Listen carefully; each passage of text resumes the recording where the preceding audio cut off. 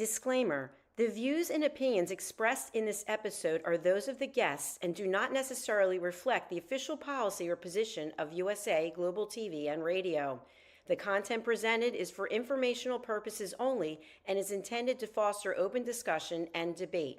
Viewer discretion is advised. USA Global TV and Radio does not endorse any particular viewpoint and encourages viewers to seek out additional information and perspectives.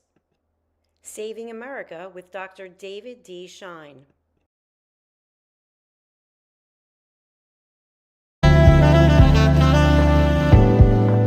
Welcome to USA Global TV and Radio, where our mission is to provide education, entertainment, hope, and inspiration. USA Global TV and Radio connects you with experts and audiences all around the world every single day to help you succeed in business and to live a richer life. Visit us at usaglobaltv.com to learn about career and life-changing training and mentoring programs like the Listening Mentor. Subscribe to our newsletter to stay informed about our special programs and offers. Discover how you can become a guest on one of our shows or a host or producer of a USA Global TV and Radio show of your very own. That's USA Global TV and Radio, where the doctor is always in.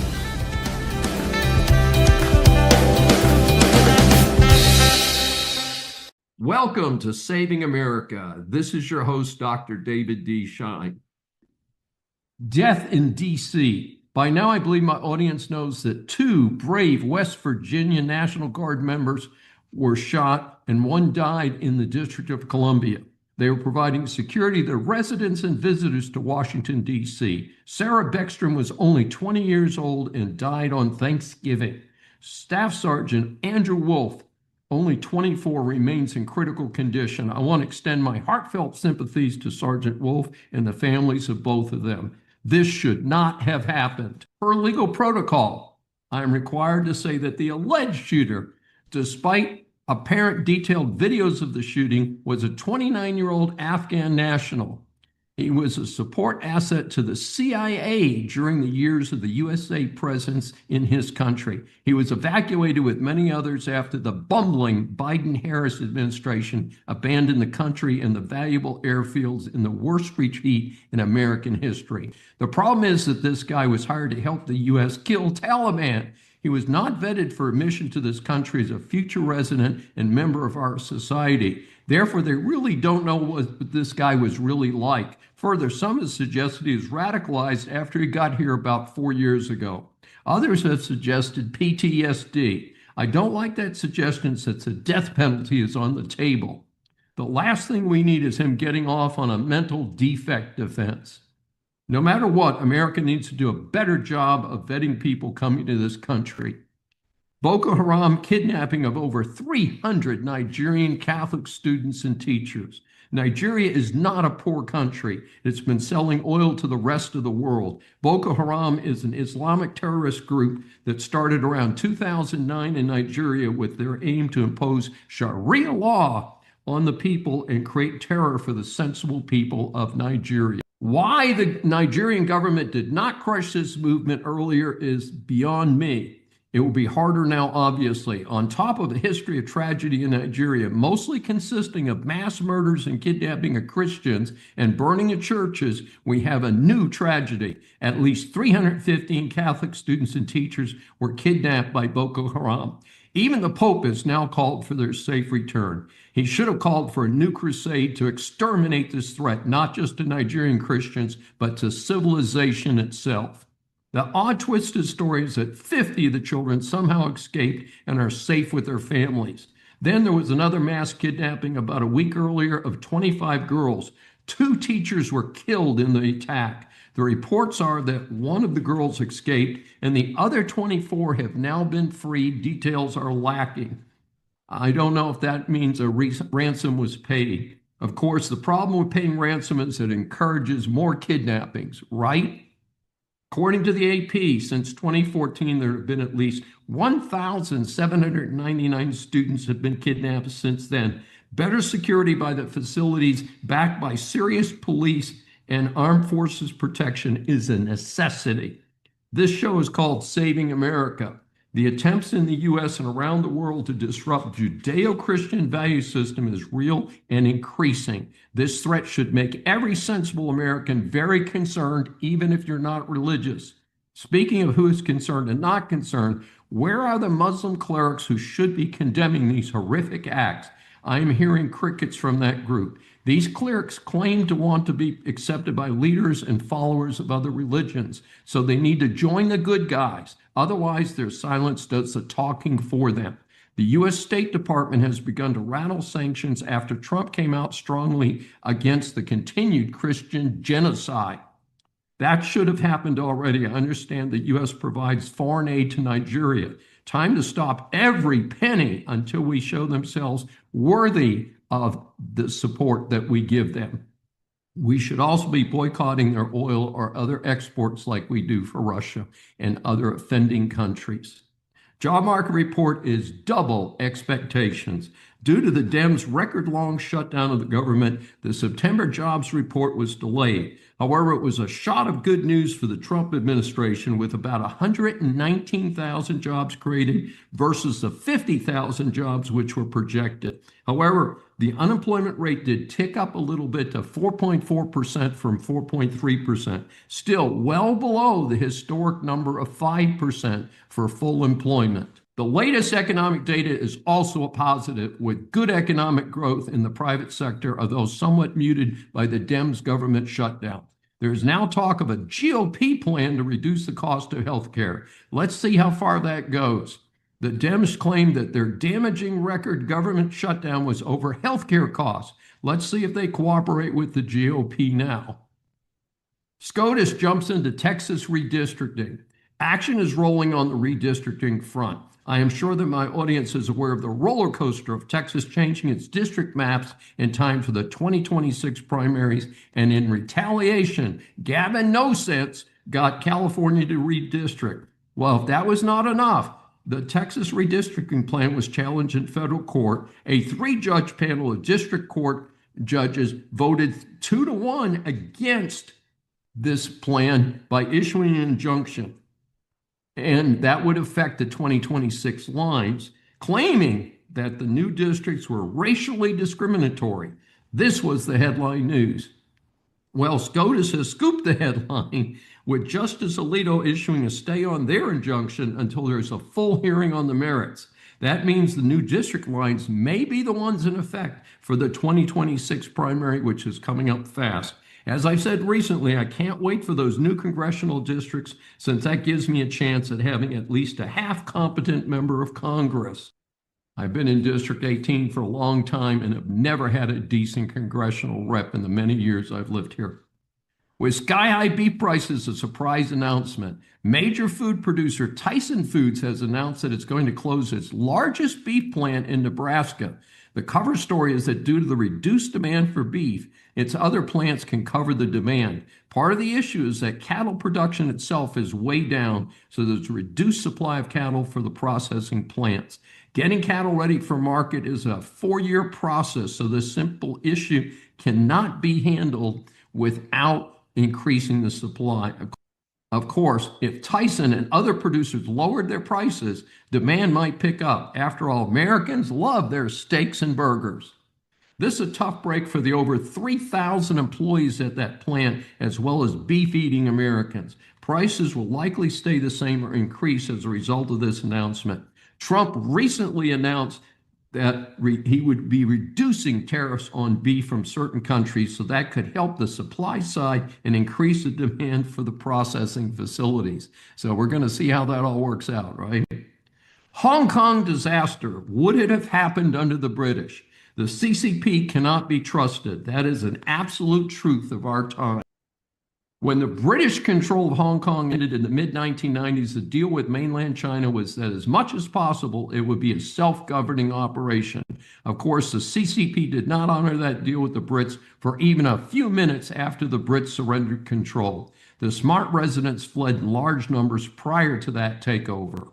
A stunning human tragedy has taken place in Hong Kong, and videos have been broadcast on the world stage. 7 buildings of a group of high-rise buildings burst into flames. The CCP admits to 128 dead, which means the number is probably much higher.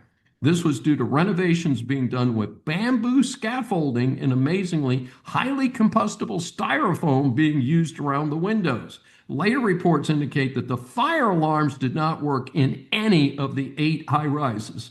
This kind of shoddy work is a highlight of China under the CCP. Like Xi's buddy Putin, they do not value human life. Many of our younger generation do not know about the failure known as the USSR or the Iron Curtain. You can educate them with this and many other failures and murders taking place under the CCP and Putin. A member of Congress reportedly texted with Jeffrey Epstein during his congressional testimony a few years ago. As I've said before, I cannot make this stuff up. So the story is that a Dem representative from the U.S. Virgin Islands actually texted with pedophile Jeffrey Epstein while he was testifying in Congress in 2016. The representative's name is Stacey Plaskett. I've never heard of her and did not know that the USVI even had a representative. She admits that she knew Epstein. After all, he was a big Dem donor. However, she claims that she did not know he was a pedophile at the time she was texting with him. Keep in mind that Epstein pled guilty to solicitation of prostitution and solicitation of a minor for prostitution in 2008 in exchange for a sweetheart deal. He served 13 months of an 18-month sentence in jail. So I'm incredulous that she could claim that she did not know this in 2016. To add to the humor, disgrace to Texas and America, Dem Representative Jasmine Crockett claimed it was no big deal since Jeffrey Epstein had also donated to some GOP candidates. The problem for that moron is that these were one or more other Jeffrey Epsteins, not the one who was the pedophile. Tough luck, Miss Crockett. All rise. For 20 years, she worked and lived in D.C., worked for 2 Democratic senators and Democrat appointees at federal agencies, government contractors, and several nonprofit organizations. She was a disability advocate and lobbyist working alongside people with disabilities to expand and improve federal disability programs. Then something happened that opened her eyes to the fact that she had somehow become a member of a cult working to bring about a cultural revolution in the United States. She moved to a farm in Virginia in 2020 after she woke up and deprogrammed herself. She lives with her fiance, their 5 dogs and chickens on their farm where they grow organic fruits and vegetables. She is the author of Deprogramming Democrats and Uneducating the Elites. Lisa Ecman earned her law degree from Georgetown University, a master's in social work from the University of Denver, and a bachelor's in communication and rhetoric from Northwestern University. We welcome Lisa Ecman for her first appearance on Saving America. Thank you so much. It is my pleasure to be here, David. It's our pleasure to have you talk with us today.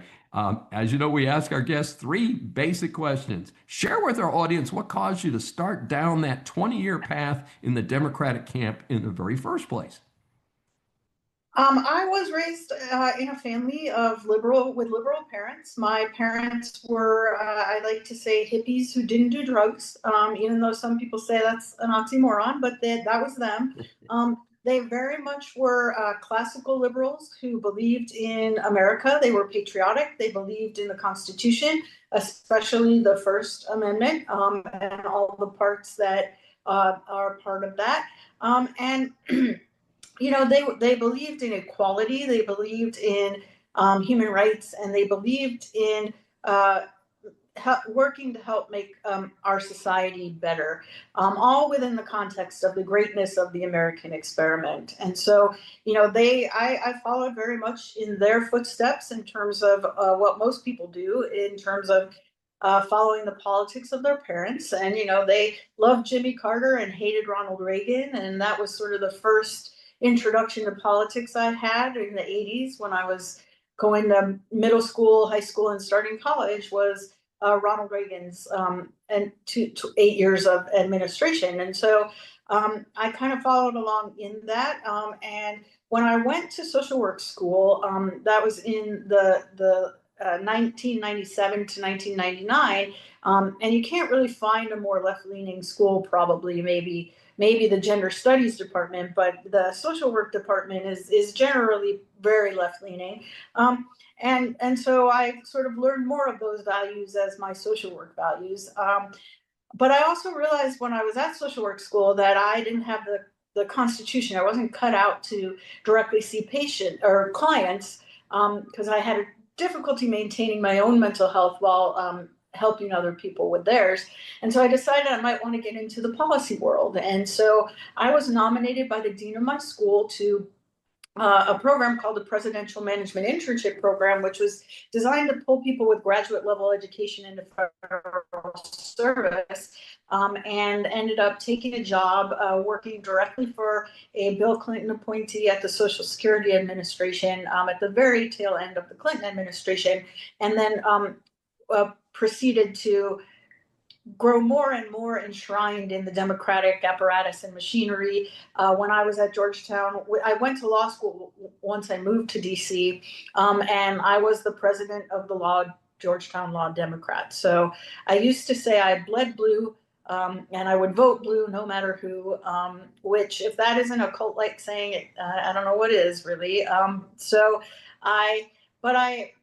that's sort of where my politics came from and how I ended up in DC. And I think obviously I have a lot of education, and I value my family valued education a lot. And I think that over time, our education system has been really hijacked and pulled to a place that is very anti-American and very much part of the effort to indoctrinate people towards an anti-capitalist, anti-America view, to effectuate the cultural revolution that you mentioned in your introduction of me. So I spent a lot of time being indoctrinated in the halls of these different institutions, and then the sort of tribalism that has occurred over the past 25 years in dividing everybody into teams. I fell squarely in the blue team. Go team blue. So that's sort of where that came from. I gotcha. So there was a special realization for you that caused you to change your perspective. Why don't you expand on that a little bit for our audience? Sure. I will tell a quick story prior to when it actually happened, because it was important for me to be in the right frame of mind. There were two things. One was that I did see Washington change a great deal over the time I was there, from a place where you could have disagreements on policy and you didn't view them as moral failings, and you didn't attack the people who you disagreed with personally. It was all about figuring out how we can make our country better. But that completely disappeared over the 20 years that I was there. And I would blame that in two things. One being the rise of social media and sort of the echo chambers and information bubbles people found themselves in, but also the election of Barack Obama, who I believe worked actually to really divide our country as opposed to bringing us together and uniting us, and making the rise of identity politics, which happened as well, which served to make us focus on our differences rather than the things we all have in common as Americans and as human beings. But in 2014, and I lost my father to illness, and in 2016, I lost my mother to illness. And my mom was taking care of my dad after he had some catastrophic complications due to surgery, and she had multiple sclerosis at the time, and she was his primary caregiver. As a result of all that stress and her already ill health, she ended up being diagnosed with stage 4 of an extremely aggressive cancer, and was told she might have a very short time to live and she should get her affairs in order. So I did a bunch of research to try to help figure out what could she do besides just getting conventional treatment in order to help improve her chances of survival. And this was at her request that I did this. So she ended up changing everything about her diet, what she put in and on her body, and everything else to try to help manage stress. And as a result of doing that, she did get the surgery and start chemotherapy. But before she finished her first round of chemo, she was cancer-free. And she stayed that way for 2 years until she took one more chemo treatment, which fried her kidneys, and she died.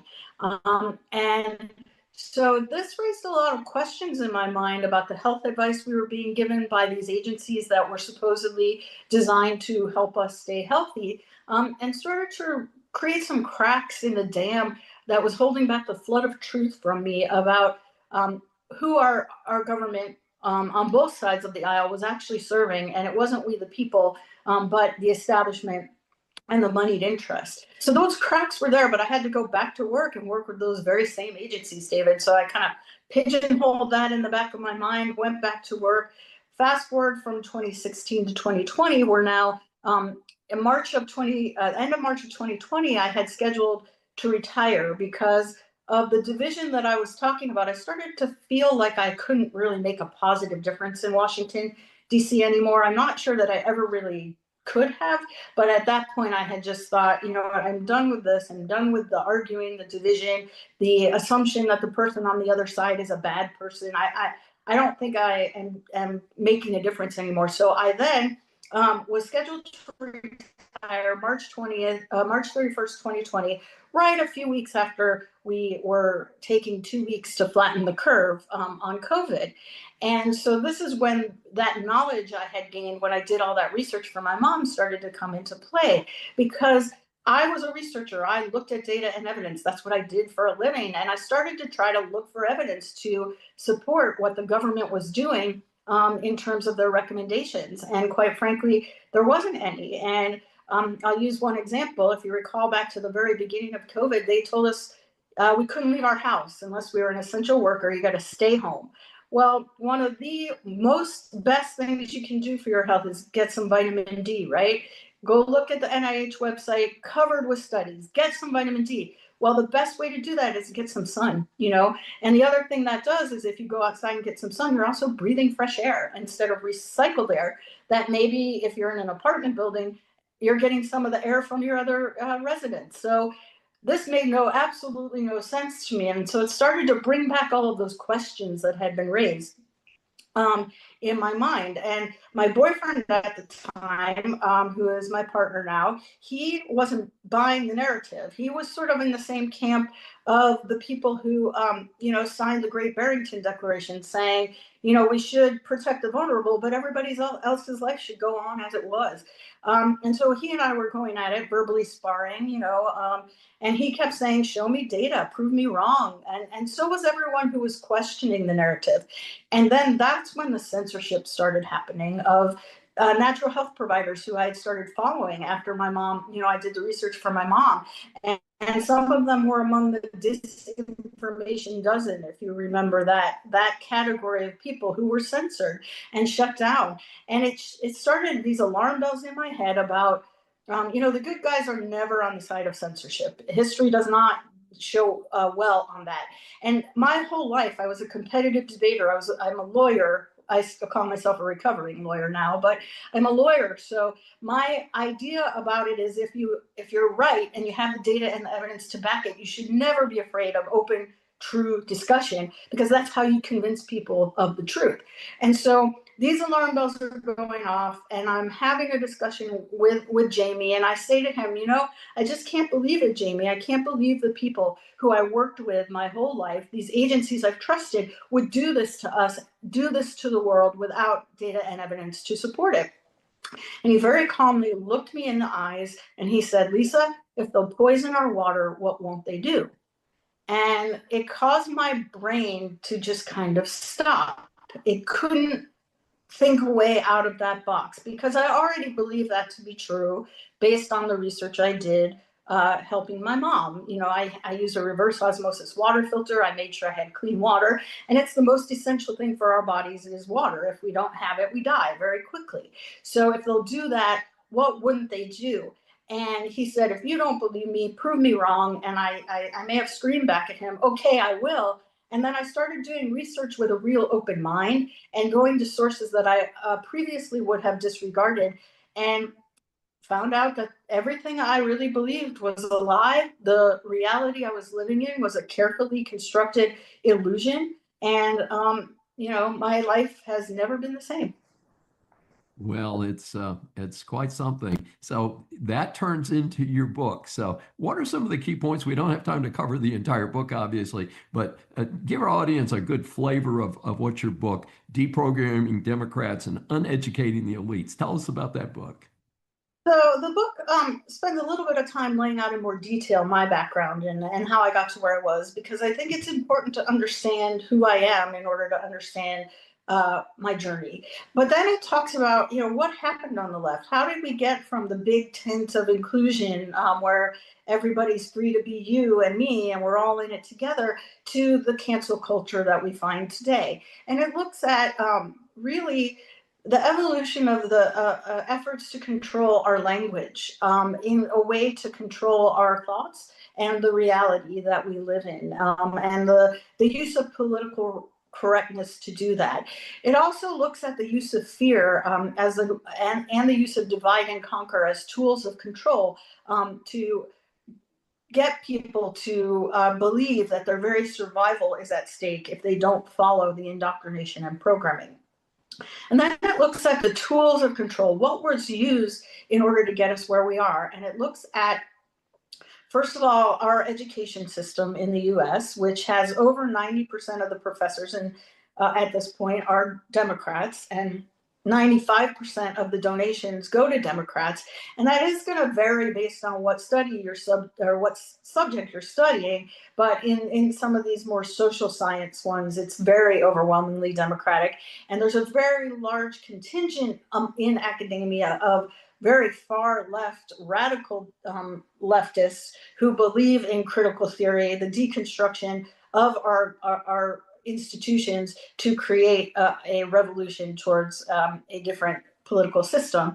And then it looks at propaganda and censorship, and the illusion that we've had that we have a free mainstream legacy media in this country, the origins of our media in the country, starting with Project Mockingbird, the CIA project, which I think is very illuminating to people if they've never heard about it.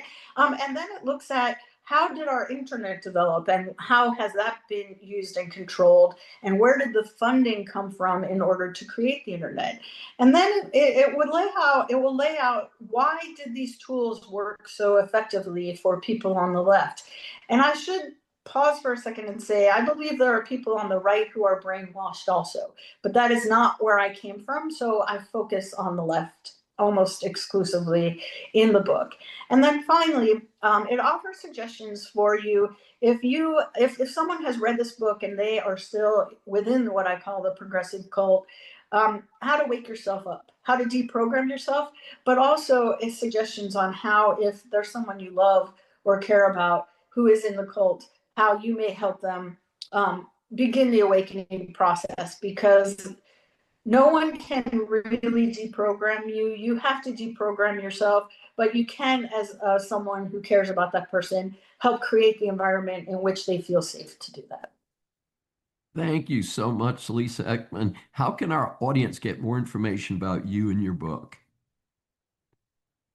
You can visit my website, which is deprogrammingdemocrats.com. I am on X as deprogramdem, and the book itself is available on Amazon as well as Barnes & Noble. Please proceed. Returning to the jobs front, Verizon just announced a big layoff. Verizon has announced the company will lay off 13,000 workers. In the past weeks, I've covered major cutbacks at other companies. These large companies often pay better and have very good employee benefit plans. The challenge is going to be for these employees to find comparable opportunities in a difficult job market. Despite the somewhat rosy job picture I mentioned earlier, my man on the street feedback is that a lot of recent college grads are having trouble finding jobs. I am not sure if all of this is due to the AI boom. Open to suggestions from my audience. How does the defendant plead?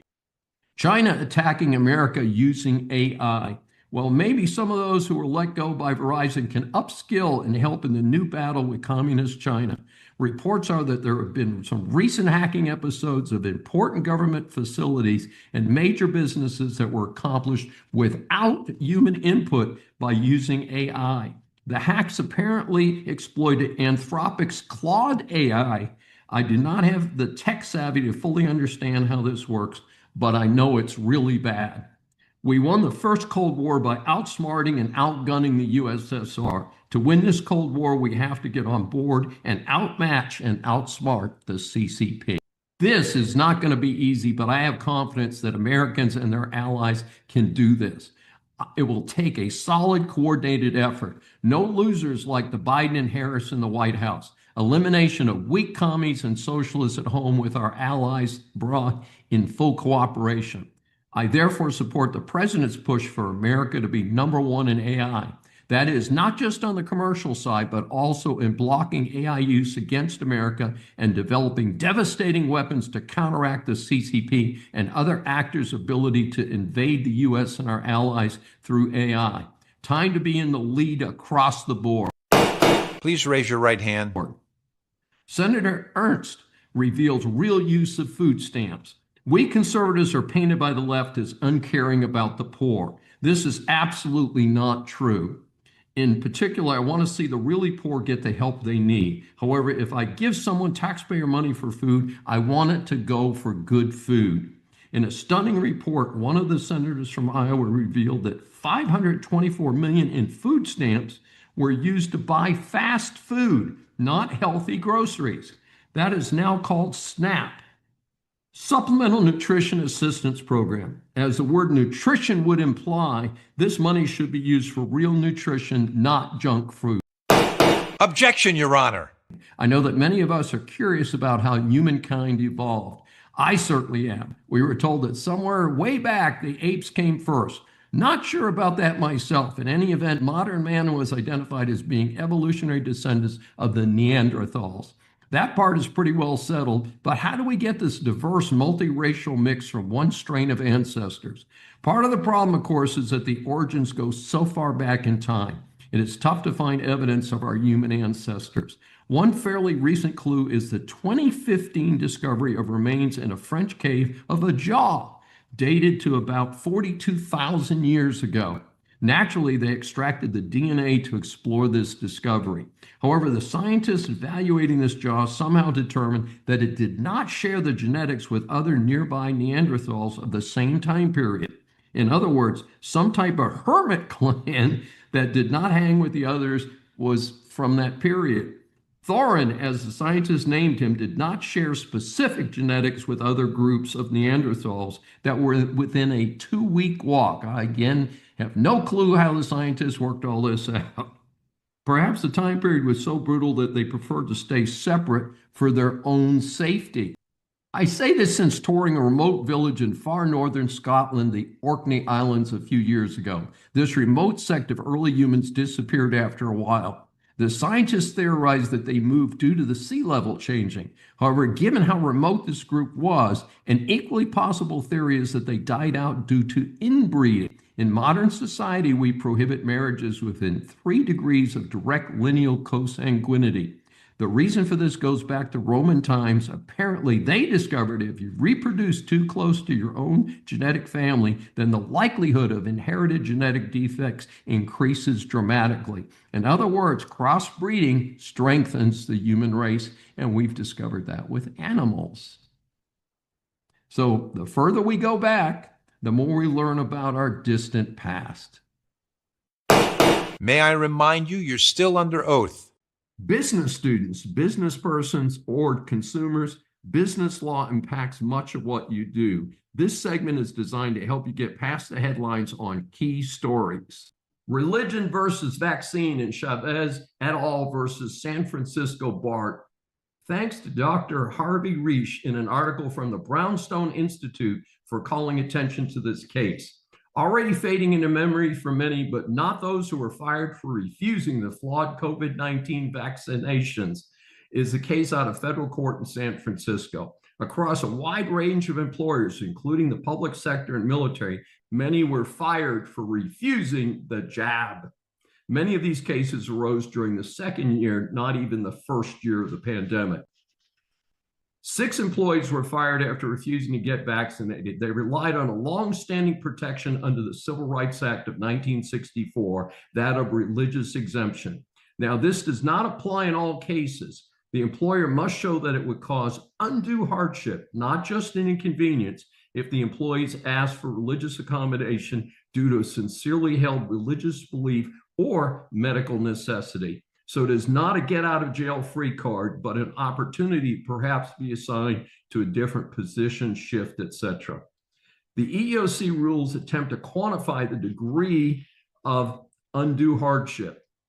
An employer will need to assess undue hardship by considering the particular facts of each situation and will need to demonstrate how much cost or disruption the employee's proposed accommodation would involve. An employer cannot rely on speculative or hypothetical hardship when faced with an employee's religious objection, but rather should rely on objective information. That's a quote from the EEOC. So the case is Chavez versus San Francisco Bay Area Rapid Transit District, also known locally as BART. And there's a new jury verdict. After a hung jury in the first hearing, the second jury found in favor of the fired BART workers who had sued their employers after termination for filing vaccine mandate religious exemption applications. Each of the 6 plaintiffs in the case was awarded more than $1 million by the jury. So this serves as advice to employers to be careful when confronted with various requests for religious or medical accommodation. Silence in the court. Southwest Airlines Pilot Association versus Southwest Airlines. In a sad commentary on the changing culture of a company, Southwest Airlines is in a dispute with its pilots union. SWA is based in Texas, has a long history of being friendly and affordable. In fact, when I was doing radio in 2009, I interviewed the outgoing president of SWA, who wrote a nice book called Do the Right Thing. Right. Treat employees right and have them treat your customers right. That seems to have evaporated in the current environment. SWA had a major failure during the 2022 holiday season with 16,900 flights canceled, which resulted in an amazing 2 million passengers being stranded for some time period. The current dispute is with the union representing over 9,000 pilots. The union filed suit in federal district court in Texas. They claimed that the SWA violated the Railway Labor Act, RLA, by intimidating and disciplining pilots who affiliated with the union. The union claimed that the airline had a history of isolating a special category of pilots known as check pilots and standard check pilots, who are also responsible for training and evaluating other pilots. The union alleged that the airline set conditions for check pilots without bargaining and that check pilots were threatened with losing their qualifications if they affiliated with the union. The court dismissed the union's complaint since it was subject to arbitration under the RLA. Part of the ruling by the court referred to the dispute as minor, thereby arbitration was appropriate. The union appealed to the Fifth Circuit Court of Appeals. The court found that the union's allegations, including threats and retaliatory actions against the check pilots, supported the claim that the airline's actions were intended to weaken or destroy the union. Therefore, it held that the union's claim of anti-union animus was serious enough to be an exception to the arbitration rule under the RLA. It reversed the district court's ruling, so it now will be heard in court. I'll allow it. I'm sure it comes as no surprise that the Trump administration has announced that Harvard will receive no new federal grants until it meets a series of demands recently announced by the Education Department. This action/threat was in a letter to Harvard's president. This is on the heels of a freeze of $2.2 billion in federal grants, while Trump is also pushing to strip the school of its tax-exempt status. The feds accuse Harvard of serious failures in 4 areas: anti-Semitism, racial discrimination, abandonment of rigor, and viewpoint diversity. I want to quickly note that I do not think the second 2 have any relevance to the federal government's enforcement. The first 2, yes. The second 2, I think they're on the wrong track. However, in return, Harvard's president has previously said he will not bend to the government's demands. In fact, the university is sued to halt its funding freeze. My advice would be for Harvard to follow the example of some of the Christian colleges and refuse all federal grants and funds. They certainly have the money to do it. Order in the court. American shame, Boulder, Colorado terrorist attack. I am saddened to learn of the terrorist attack in Boulder, Colorado. I was there to speak at seminars in 2004 and 2005. Ironically, it's one of the most peaceful and liberal places in America. So it's the last place that anyone would expect an illegal alien to firebomb a peaceful protest calling for the release of the hostages held by Hamas. Not all protesters were Jewish. At last report, 15 were injured, including a dog, 2 of them critically. One of the injured was a Holocaust survivor. The terrorist is in custody. He has shown no remorse for the attack. Not sure how he expects to support his 5 children while he is likely to spend the rest of his pathetic life in prison. I prefer that he get the death penalty, but that's not likely to happen.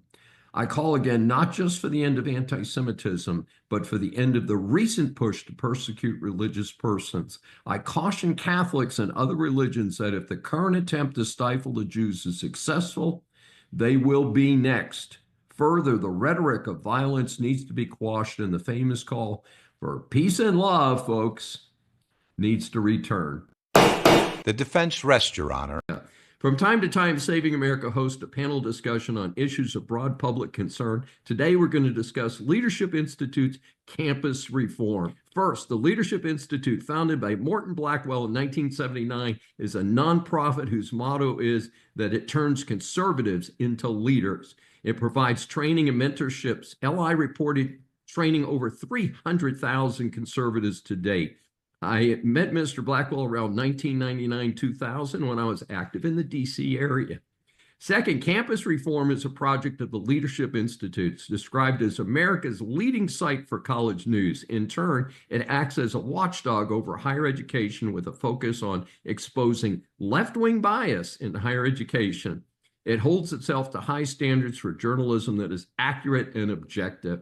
Today, we have 2 representatives from campus reform, Dr. Zachary Marshall and Dr. Matthew Garrett. Dr. Marshall is the campus reform editor-in-chief. He earned his PhD from George Mason University and is adjunct assistant professor at the University of Kentucky. His writings appeared in the Daily Wire, Fox News, The New Criterion, American Spectator, Washington Times, Human Events, and the Washington Examiner. He's appeared on Fox News, News Nation, Scripps, Salem, Real America's Voice, Newsmax, and the National Desk. Zachary is a member of the National Association of Scholars and the Academic Engagement Network. Dr. Matthew Garrett is a higher education fellow with Campus Reform. He is a recently retired professor of history and ethnic studies at Bakersfield College. Dr. Garrett's colleagues repeatedly elected him to campus-wide office, received numerous awards, including institution's Lifetime Leadership Award in 2021. He's also an award-winning author with research and publications in Native American history, and his musings appear in both popular and academic journals. Dr. Garrett risked his reputation and tenure to question partisan policies and expenditures at his previous college, result in a highly publicized series of moves by the administration and his lawsuit to defend the free speech and rights of faculty. That has been settled. Dr. Garrett is founder of the Renegade Institute for Liberty and has launched the California Curriculum Center after retiring from academia. He's returning for his second visit with Saving America. And so just to get started, now that we've spent half the show doing the introductions, Dr. Marshall, why is there a need for an organization like Campus Reform? Campus Reform started in 2009 as a watchdog for liberal bias in higher education. And the problem is that higher education has moved so far left so fast over the last 2 decades that we are now reorienting our mission to expose leftist bias in higher education. We need voices like Campus Reform and the students who expose the bias and abuse for us on a freelance basis, because conservative voices are sidelined and marginalized in higher education. Professors and staff have way too much power to decide what's normal, what is acceptable, and what can be deemed unnormal and what can be deemed unacceptable. And usually that benefits leftist students and penalizes conservative students. And that is not the point of education. So we need external voices like Campus Reform to hold these people accountable. That sounds good. So what are some of your major accomplishments so far? You've been around for a little while, not real long. Yeah, I've been at Campus Reform since 2021, and I've been editor-in-chief for the last 3 years. And during that time, one of the biggest undertakings I've led and we have done is exposing anti-Semitism in higher education. Prior to October 7th, no one wanted to talk about it. No one wanted to acknowledge it. I was the first journalist in the country to write about campus anti-Semitism after the October 7th attacks, and I submitted 33 Title VI complaints against universities that failed to protect Jewish students in this fall 2023 semester. That's resulted in 16 federal investigations and $210 million in cut federal funding at Princeton University. Wow, that's quite a schedule. I have multiple degrees like both of you. As far back as I can remember, it seemed that college students naturally leaned left. Not all of them, of course. Is this a result of faculty inculcation or other factors? Both, if you please. I would say that the problem really started about 40 years ago when we had postmodernist theory, when we had critical theory, and we had the protest politics of the 70s and 60s become mainstream and become dominant on college campuses. And this process happened in the late 70s to 80s. And since then, we've had subsequent generations of professors and graduate students get promoted in the university and then train the next generation of students and the next generation of professors to not just be liberal, but be rabidly leftist and Marxist in a lot of cases, and learn how to weed out and promote students according to their political ideologies. So this has become a systemic and institutionalized problem since the 1980s. Yeah, I would agree with that entirely. I think you can look back to William F. Buckley's God Man at Yale, 1951, starting to see that happening. And then by the 1960s, things really start to go off the rails.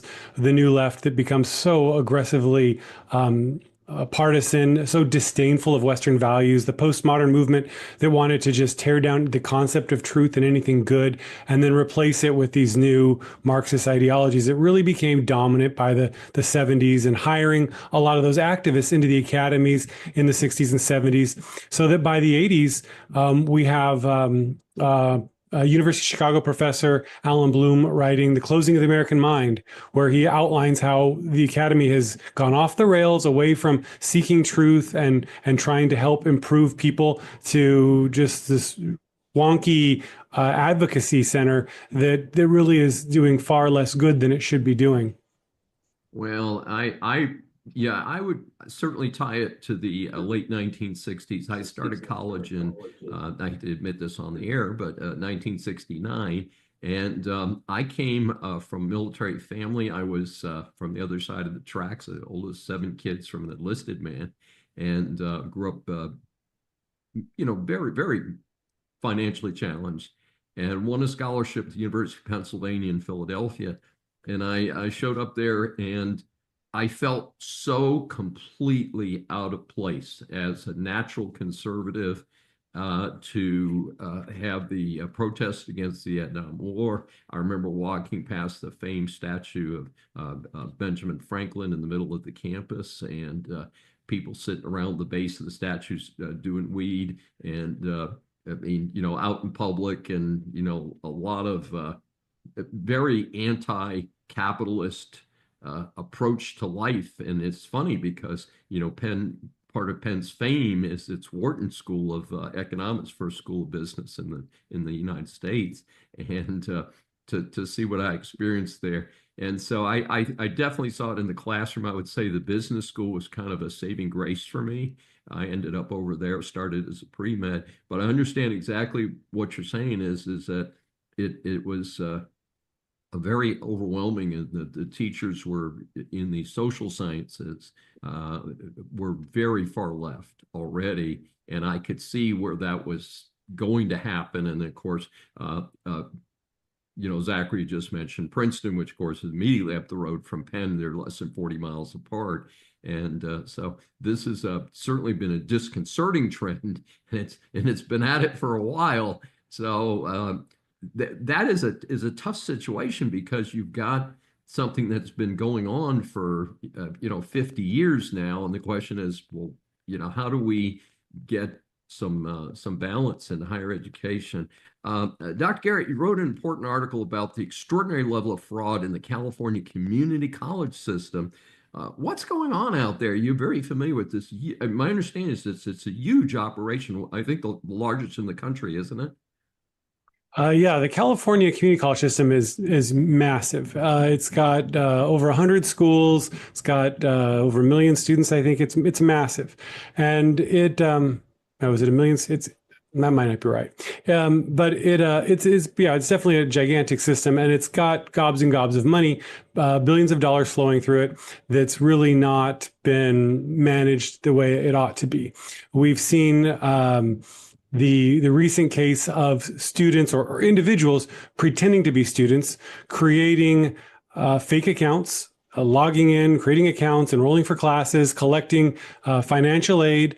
And then the colleges, because the way the system is designed, the colleges get paid as well. So there's an incentive to just encourage this. Now, colleges are working to try to fix it, but it is a widespread problem. And part of it stems from this ideological obsession with inclusivity and making sure everyone has access, to the point that there's really no safeguards against fake students coming in. And it also is a program that's really designed to pay for enrollment. So it doesn't matter if you're succeeding or learning, or if it's doing a good job as an institution, it's going to pay for names on papers, on spreadsheets, on rosters. And so we really are seeing a concern with this lack of accountability and an abdication of excellence and preference of equity and inclusion. There needs to be a place for students in the community college system to come and learn, but we also need to have some sorts of standards, some rigor, some assessment to make sure these are actual students, so that our monies are not being spent on fraudulent students. Well, do you think that there is a turning point happening in California, because a state that was so successful and had such huge surpluses suddenly has, the city of Los Angeles is under an incredible financial situation. And I just saw that in the news recently, but the state itself is hundreds of millions of dollars in the hole. It's probably in the billions. They just haven't gone public with the real numbers. Do you think that there will be are you seeing any type of a change as a result, just financial necessity? Actually, in California, they're increasing the budget on spending. They're going to keep spending money on that. And there's a proposition from the 1970s that mandates that the money spent on education, Prop 98, I think it is, needs to be a reflection of the statewide budget. And as the budget increases, so does education. And this is resulting this year in an increase in expenditures. So I assume from that the budgets also must be increasing, because I know the budget for education is increasing. And that again is driven by these enrollment numbers. And there's lots of ways to inflate those numbers. We're seeing strange practices to inflate the numbers to justify more spending. We're seeing credentialing, because the new program will give you more money for credentials. So we're seeing artificial credentials created you can get a certificate for field trips, and that gets money to the school. Or you can move a program to a remote campus and make everyone drive an hour. And that appealing to rural students gets you more money to the school. Or you can open up a branch in an institution for incarcerated students, and that gets you additional money. Or dual enrollment. We're seeing a huge push for reaching out to the 8th graders to start enrolling every 9th grader in college, because that's more students. It doesn't matter that they're not academically or intellectually or mature enough to participate in college. We're going to enroll those students because every name we get increases the budget. Wow, that's an incredible situation. I really anticipated that with the financial problems, they would crank that down. It doesn't sound good. Of course, we haven't even talked about the issue as California's, kind of been a massive sanctuary state, and a lot of these people are not here in the United States legally, and I suspect that's a large number of the people that are improperly in this community college financial aid system. Yeah, actually, the college system will grant them colleges additional funds for enrolling those students. So there's an incentive to enroll those students, which is, completely a strange phenomenon. Just amazing. Motion denied. The badge of dishonor today belongs to the bogus operation referred to as the ICC, or International Criminal Court, which issued an arrest warrant for Israel's Prime Minister Benjamin Netanyahu and its former defense minister. This is Dr. David D. Schein, and welcome to a special Saving America episode where I award a well-deserved F grade to an organization, a politician, a so-called celebrity, or another deserving waste of space who ends up in the public eye. The badge of dishonor today belongs to the bogus operation referred to as the ICC, or International Criminal Court, which issued an arrest warrant for Israel's Prime Minister Benjamin Netanyahu and its former defense minister. This is clearly an anti-Semitic move and causes the whole rational world to discount entirely this organization. You have Israel, the recipient of decades of brutal attacks attempting to wipe out the whole country of Israel, and then the latest atrocity, the October 7, 2023 terrorist rampage that involved unspeakable crimes against humanity. Israel must defend itself, and so to ever suggest that an exercise of self-defense against a brutal enemy is wrong means those who suggest it are part of a criminal conspiracy. That's right, folks. When the ICC goes after Hamas, Hezbollah, and Houthis, and of course Iran, in addition to Kim of North Korea, Putin, and Xi, maybe the ICC will regain some credibility. In the meantime, if the USA is stupidly providing any financial or diplomatic support to the ICC, I call on it to stop. So Saving America awards today's F grade to the International Criminal Court for being indeed the criminals and declaring an arrest warrant for the Prime Minister of Israel, who is defending his citizens and, in fact, the Jewish religion. Sustained. Trump seems to have had an impact on the G7 since the focus was definitely real business issues and not this climate change hoax and gender issues from the recent past. The G7 threw out Russia a few years ago, as was previously the G8. It is presently comprised of the United States, Canada, France, Germany, Italy, Japan, the United Kingdom, and the European Union. Reportedly, Trump volunteered that Russia should not have been thrown out. I disagree. I'm glad that this deranged murderer is not being included.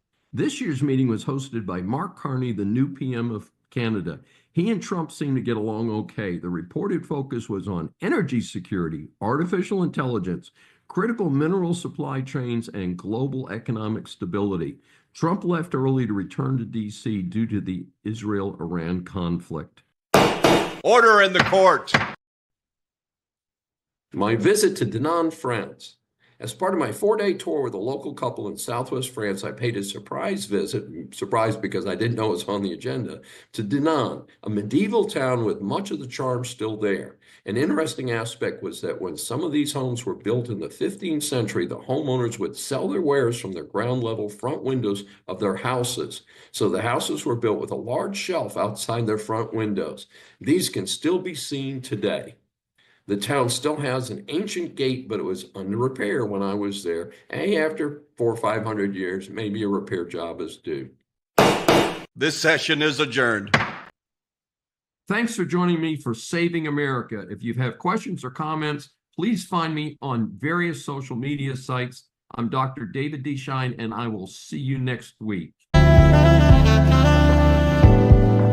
Welcome to USA Global TV and Radio, where our mission is to provide education, entertainment, hope, and inspiration. USA Global TV and Radio connects you with experts and audiences all around the world every single day to help you succeed in business and to live a richer life. Visit us at usaglobaltv.com to learn about career and life-changing training and mentoring programs like the Listening Mentor. Subscribe to our newsletter to stay informed about our special programs and offers. Discover how you can become a guest on one of our shows or a host or producer of a USA Global TV and Radio show of your very own. That's USA Global TV and Radio, where the doctor is always in.